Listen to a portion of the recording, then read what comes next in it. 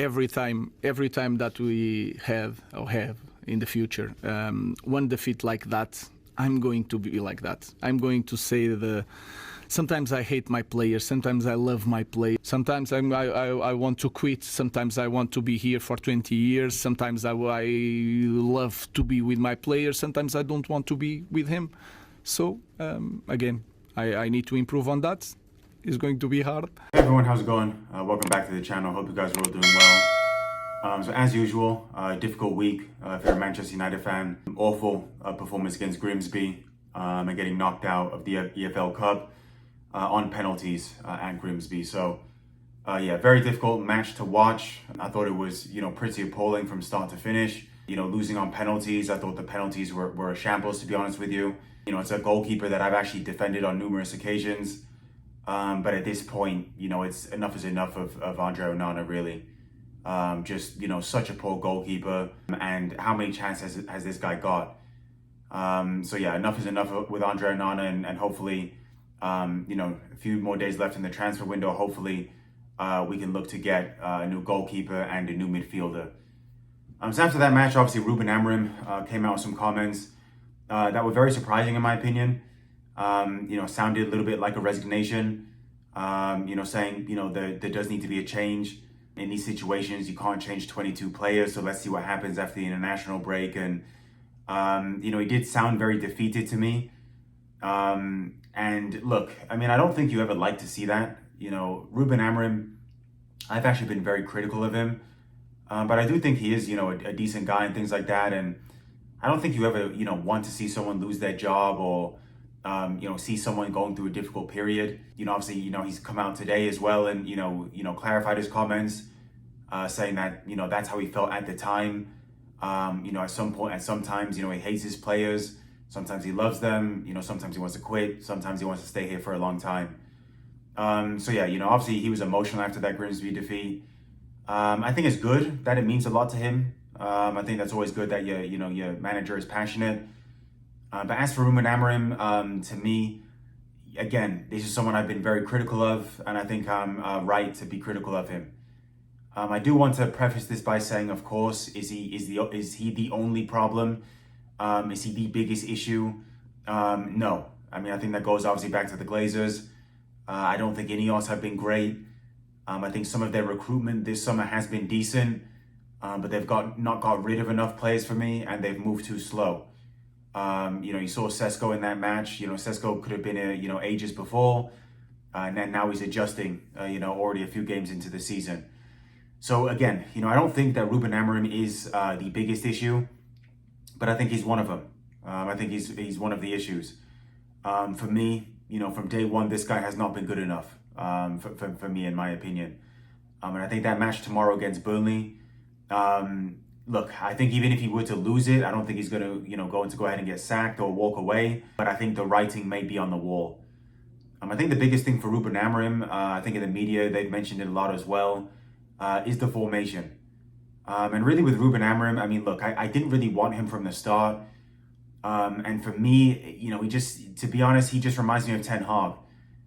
He's very stubborn, and he thinks because it worked in Portugal, just like for Ten Hag, how it worked in the Netherlands, that it's going to work here.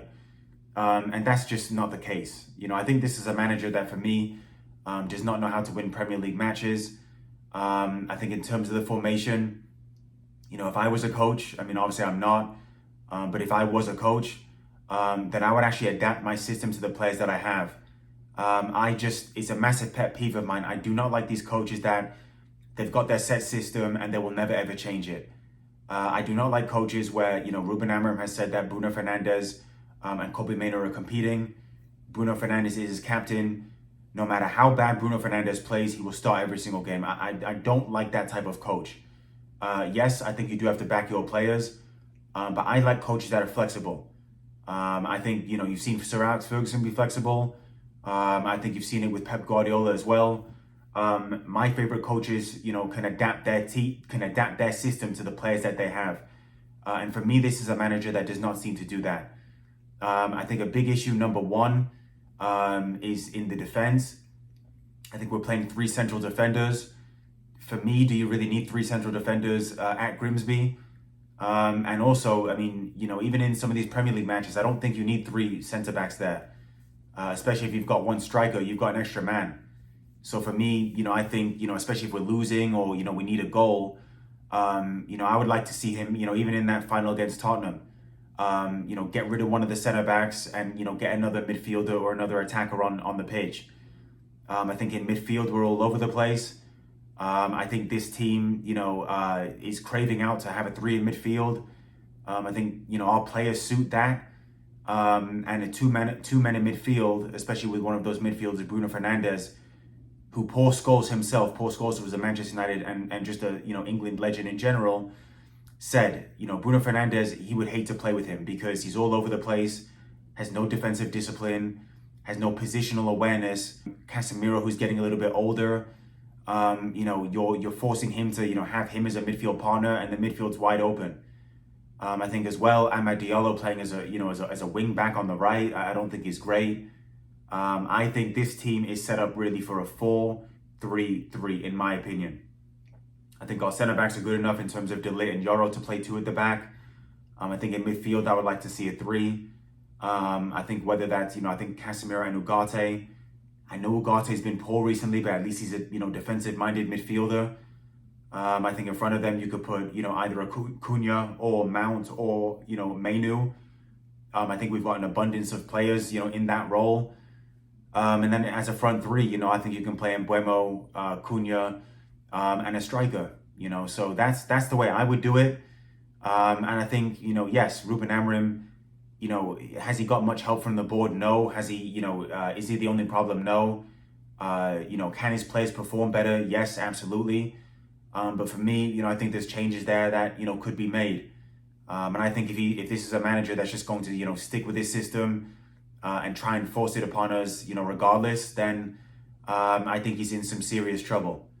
Again, maybe not the time to sack him now, only, 2-3 games into the season. But look, Ole Gunnar Solskjaer just got sacked. Jose Mourinho just got sacked as well. Their season just started also. So I'm not someone that's hesitant to make a change if it's not the right person. Hopefully he can improve, okay? Because again, I think he, is a nice guy. I think he does come across well.